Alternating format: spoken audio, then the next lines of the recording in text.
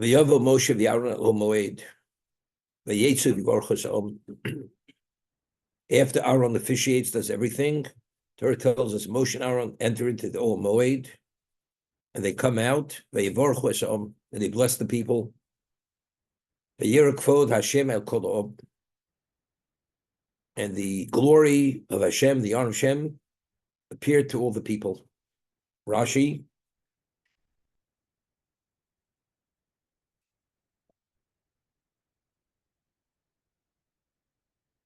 Dover Hacher, Rashi Chav Gimel, Kevan Shiro Aaron, Shekarvu Kol HaKarbonos, V'nas Kol HaMasim.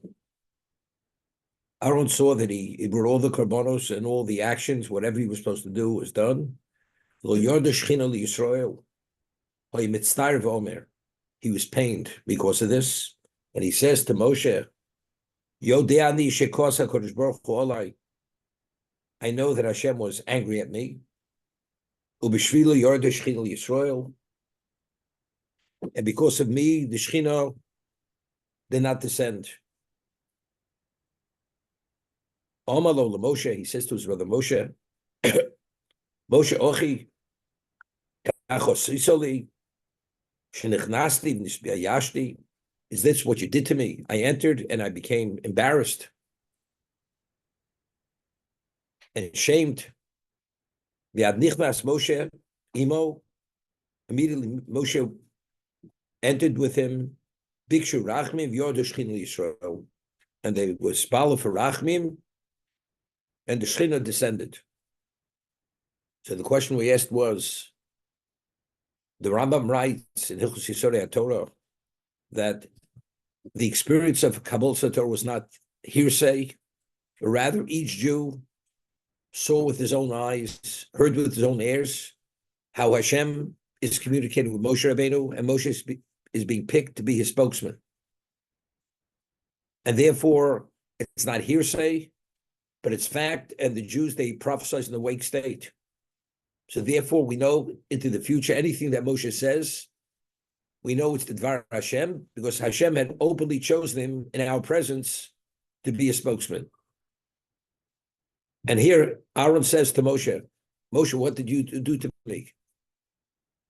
I followed your instruction, and you said I was supposed to be, I'm so-called the chosen to be the Kohen Gadol, and yet you ashamed me. You shamed me, because here I did everything. Why did you do it to me? What kind of talk is this? Why did you do it to me? What I communicated to you was the Dvar Hashem. Aaron Chas v'Sholom, and his words seem to be the words of Korach. Korach had said, it's your choice, it's all nepotism, right? That's what Korach had said.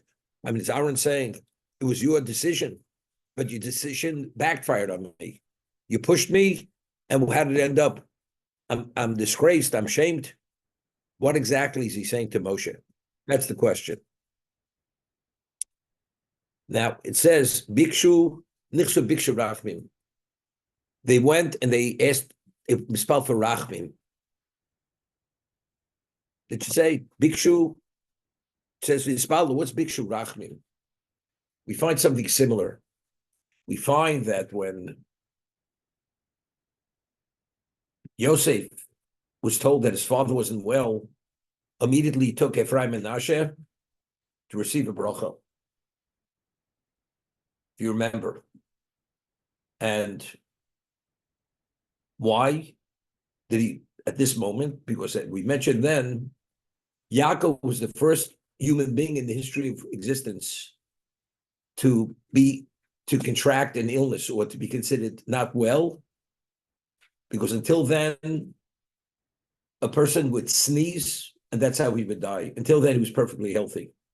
Avraham Avinu was the first person to age. Yaakov was the first person to become sick. He was told, your father is sick. Sickness didn't exist. Yosef immediately understood why did Yaakov want sickness?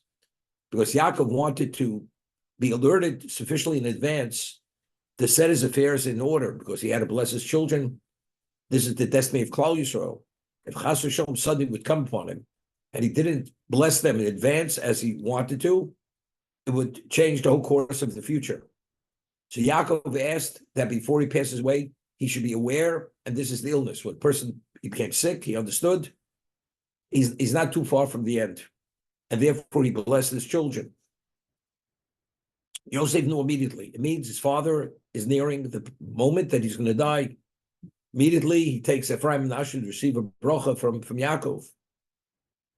And initially, when he receives the bracha and the whole story, where it was Ephraim on one side and Menashe on the other side, he switched his hands. So over there it says initially, the Shekhinah had departed from Yaakov, and he saw there was a problem. So Rashi over there cites Chazal that Yosef prostrated himself. It was Mvakish Rachmim, and he prayed for Rachmim. And only after he prayed for Rachmim did the Shekhinah come back to Yaakov, and he was able to give the bracha to Ephraim and Menashe. I mean, the reason why the Shekhinah came back was restored, that he was able to, he had the Ruach HaKodesh, to be able to bless them, because it's Bikish Rachmim. Again, doesn't say Hispalel, Bikish Rachmim. What's going on? What do you need Rachmim? If they're worthy, they're worthy. You don't need Bikish Rachmim. So we explained then, whenever there's a moment in the history of Klal Yisrael where there's going to be an extreme level of change, there's always a level of kitruk. Nothing's perfect. There's always the Midas Adin comes and says, maybe they're not worthy. For instance, the prime example is Chizkiel Melech Yehuda, who is meant to be Mashiach, the Gemara tells us. And Sancheiriv, when he came to destroy the Beis HaMikdash in Yerushalayim, he was meant to be Gog Magog. And this was meant to be the end of time. And he had come with millions of troops to destroy Eretz Yisrael. He had gathered troops from all the nations of the world because he had ruled the world supreme. Sancheiriv. And Hashem had wiped out the camp of Sancheiriv in one swoop at midnight through Gabriel. And Midas Adin comes to HaKadosh Baruch Hu and says, I don't think he should be Mashiach. Why? Because after the Nes, after the miracle of Sancheiriv was destroyed, Chizkiel did not say Shira. He did not express himself with Shira, like Moshe Rabbeinu after Kriyas Yamsuf. And because he did not say Shira, he's not worthy to be Mashiach. And HaKadosh Baruch Hu says, if that's the case, he's not Mashiach, and Sancheiriv is not Gog Magog. It's not the Armageddon. The world will continue in this deficient state, yet to come in the future.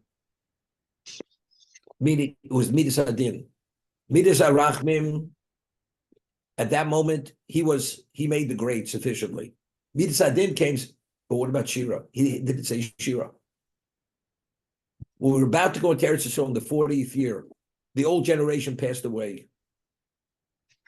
All of a sudden, they come with a claim. We find Baal Peor. This is the 40th year. And they start complaining about the mon. All of a sudden now, they've been eating the mon for 40 years, the 40th year. The mon is going to expand in our intestines and we're going to die. Lechem HaKlokel. This wafer food we've been eating all these years, we've had enough of it. We can't continue. Hashem sends vipers to bite the Jews, so they start dying. The whole story. We're about to go in, and all of a sudden, at the last moment, they get this crazy idea in their heads. We're going to die. Because it's been in our systems for all these years, nothing ever came out, because they didn't expel from their systems. Why now? Because there's always, when there's going to be a change, a shift to another level of spirituality, there's always what we call kitrut. There's always a prosecution. That's the Midas Adin. Yaakov blessing Ephraim and Menashe. You should not be subject to what? To Ayin Hara. And that they are Ephraim and Menashe Karuf Mishimali, that Ephraim and Menashe are considered tribes of Klal Yisrael, although they were grandchildren. This is a watershed moment in terms of changing the whole destiny of Klal Yisrael. there's always some level of prosecution. He prostrated himself, Yosef, ubikesh rachmin, again, rachmin. He supplicated Hashem for rachmin. Once there's rachmin, the Shekhinah was restored, he was able to give the bracha. We're talking about over here, this is a moment the Shekhinah hasn't entered since the beginning of creation. Yom HaShmini, it's being restored on the terrestrial level. The question is, what about the Chet HaEgel? Chet HaEgel, not simple. We said earlier that even after we were forgiven every punishment that comes on Klal Yisrael till the end of time, part of the punishment is for the Chet HaEgel, of your pokti pokarti. So you see, it's not fully removed. There are traces of that. If there's a trace, there's a basis for kitruk. Nichmas, Moshe Aaron bikshu rachmin. They had to supplicate Hashem. The Nisa Rachmin should be restored. And with Nisa Rachmin, the Shekhinah came down. We'll get back to the other question I asked. But that's the biggest Rachmin. Because at the last moment, there's always a kitruk, because it's not perfect. Now, what Aaron was saying to Moshe, if you understand that at this moment, because nothing's perfect, there's always that possibility of kitruk.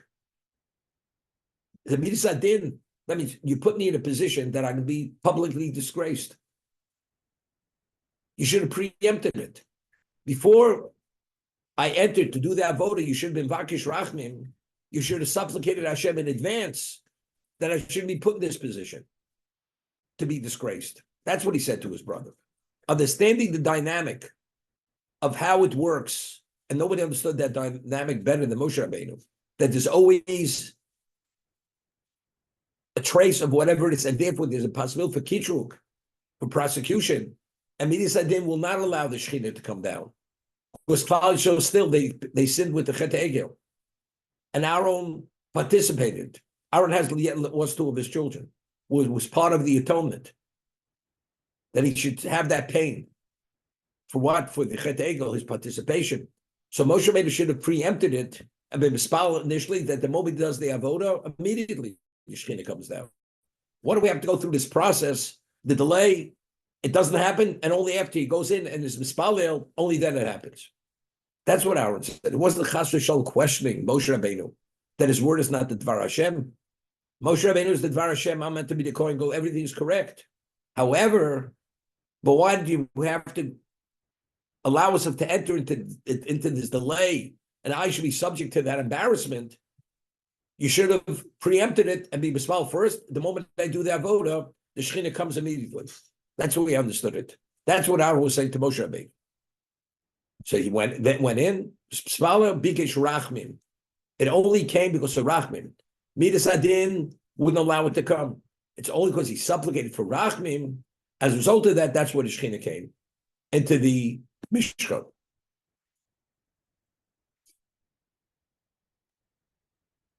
The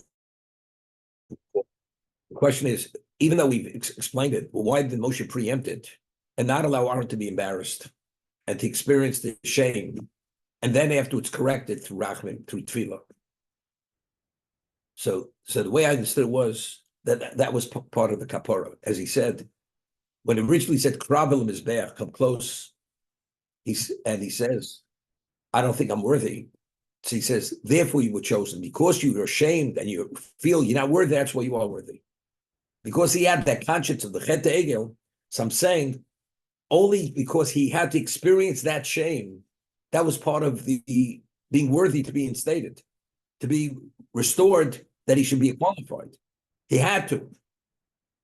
And by proving it, that ultimately he was, when they went into the Olamot, it was Suspalo, the Shekhinah did come down. So that confirmed that he was, but he had to experience that shame, which is part of the kapara, before he was fully restored, to be able to qualify to be the Kohen Gadol. But we said, sorry. 1 second. I'm waiting for all my questions. Okay, I see. I say the question name of the person even though he didn't ask it. You know, I'm just. Oh, I'm maybe thinking- Dova B'Shemo, maybe Gula Olam. I'm trying to set you up. better than that. Trying to Even set if you he up, didn't Robert. ask it, I thought he would have asked it. That maybe good Lola. I'm trying to Okay. set you up. I want you to get in trouble before I hit you. We find when Moshe Rabbeinu on the 40th day was in Shemayim receiving the first set of luchos, HaKadosh Baruch Hu says, Lech Reid, go down. So one interpretation is Lech Reid. What is the status of a leader of Klal Yisrael? Why was Moshe so special? Of course, he was special, but only because he represented Klal Yisrael. So if Klal Yisrael now are not worthy of that relationship, Moshe Rabbeinu automatically diminished. Your value is only based on who you represent. So if that's the case, I mean, who actually did the Chet Egel? The ones who did the Chet Egel were the Jews.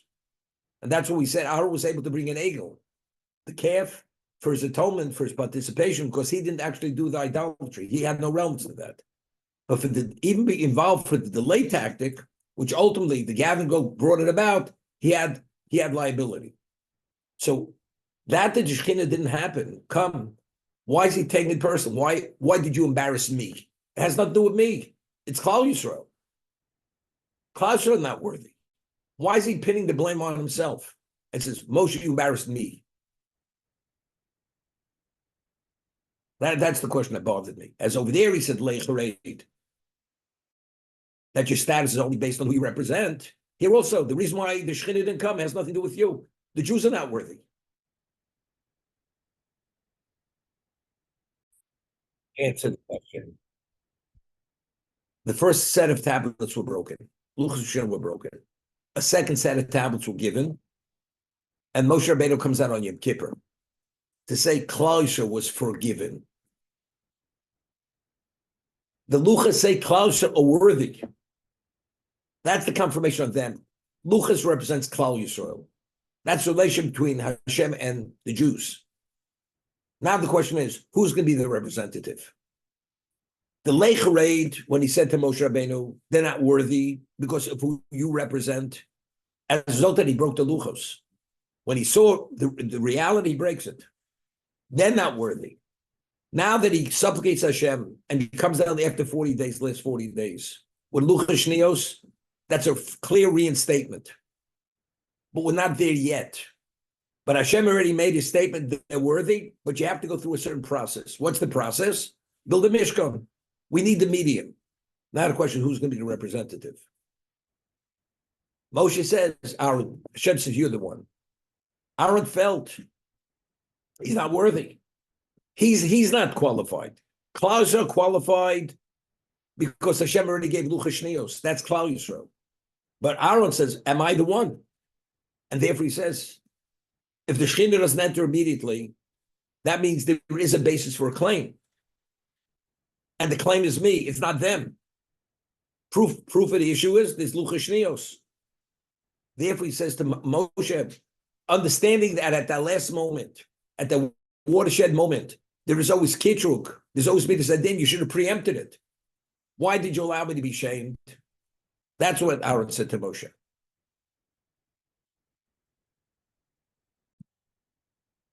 Sing Hashem's praises when things are going great. That's easy. It's when things don't go, they go awry, and still sing Hashem's praises. It's not so simple. The Ramban points out, Korach only came for the jugular vein when the Jews already were condemned and they were going to perish over 40 years. And Moshe Rabbeinu didn't go to bat for them. And it was etched in stone, the generation is not entering. Moshe was no longer popular, so to say. So if you come with a valid criticism, maybe you could succeed. Until then, Korach would never considered coming because he said he would have been stoned. Moshe Rabbeinu is the popular person. Everything he's done, he's delivered.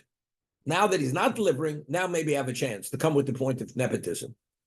You point your grandson who doesn't have a 5 IQ, and he's a rainmaker. Do people care whether there's a 5 IQ or 1,000 IQ? It's all the same. Things are going great. Let it be nepotism, let it be this. It's working. When things stop working, now we come with a point of nepotism. The reason why it's not is because you picked the wrong person. Here, there's a basis to say it. is God's choice. It should have worked.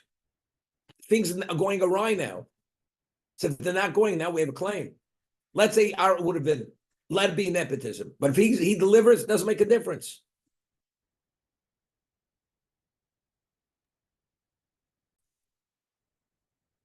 It says after they came out of the Omoid, it says they went out and they blessed the people. Omru, what they say, Vinoam Hashem Elokeinu Oleinu. Yirotza shetishru shchina b'masi yedechem.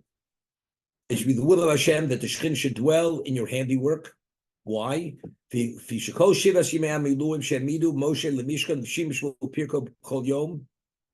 day that he officiated and he would assemble and disassemble, dismantle it.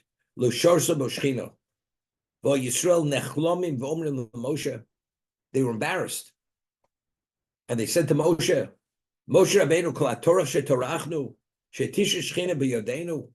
all the effort we took that the Shekhinah should dwell in our midst through this medium. And only that will be the confirmation that the Chet Egel was confirmed. Aaron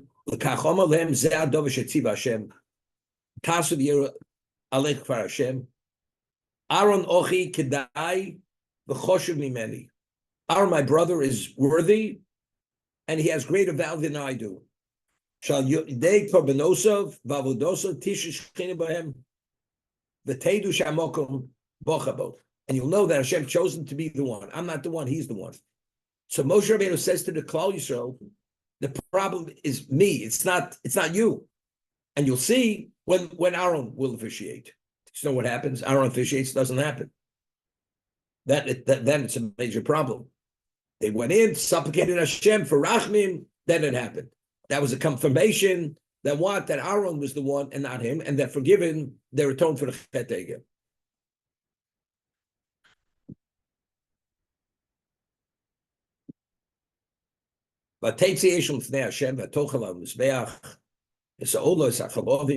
A fire came out from before Hashem, and it consumed the burnt offering and the chalovim. Now, this is very interesting. We had said in the name of the chinuch, why is there a mitzvah? There's a mitzvah to put wood on the mizbeach, although there was there was a heavenly fire that came down and consumed the korbanos. And there's a negative commandment to extinguish the fire of the mizbeach. What's the negative commandment? Because the chinuch explains the spiritual fire you can't extinguish. A human fire you could extinguish. HaKadosh Baruch Hu wanted that the spiritual fire should be concealed, because if you see that, it undermines your koach habchir, your ability to make choices. If Hashem is in your presence and it cannot be denied and see differently, ultimately your ability to make choices is immediately undermined. Because how could you see differently? It's so obviously clear. Therefore, it always has to be concealed. So when you extinguish the fire on the mizbeach, it's clear, but it still is burning. It must be a heavenly fire. Hashem does not want that to be seen, because it'll actually alter your koach habechira. Here, it's coming down. They're witnessing the heavenly fire, right? They're seeing it. Eish yordam min hashamayim. After this, it's concealed, but initially they have to see it. Where do we see the same thing? The story Eliyahu Bar Carmel, right? When he had high noon with the Nevi Abal. Also, he says Aneni Hashem Aneni. Immediately the fire came down from heaven, and what happened? It's consumed. And the Gemara Baruch says, what do you have to say Aneni twice? Answer me, Hashem, answer me. He says, firstly, answer me that the fire should come down. And when it comes down, Lo Yom Ma'asek Shofim. They should not attribute it to sorcery, but they should recognize that it's you. As a result of that, but it's different. See, Eliyahu, it's different. He says, Aneni Hashem Aneni. Firstly, it should come down. Secondly, they should see it in the right context. It's me, it's you, it's not kishuv, it's not sorcery. But you understand? But even that's bechira. To see it right, that's bechira. See, Eliyahu, it's not this. Here, there is no bechira. This cannot be denied. This is seeing it in real time. So what about the issue of Bechira? Like the Ramban says, the reason why you're not permitted to extinguish the fire is because it'll alter your ability to make choice. You know what the answer is? The Ramban says that the Mishkan is a replication of Sinai. At Sinai, we saw the Shekhinah. We did see it. This is the microcosm of that. Therefore, how do we start it? We have to see the Shekhinah. After we see the Shekhinah, it goes undercover. From now on, you can't see the Shekhinah any longer. Now there's a provision, you can't extinguish the fire, because if you see it, it's going to alter your ability. But we have to set the reality from day one, the Shekhinah is here. How? Because we saw the fire coming down and consumed what was on the Mizbeach. Okay. Rabbi, but even though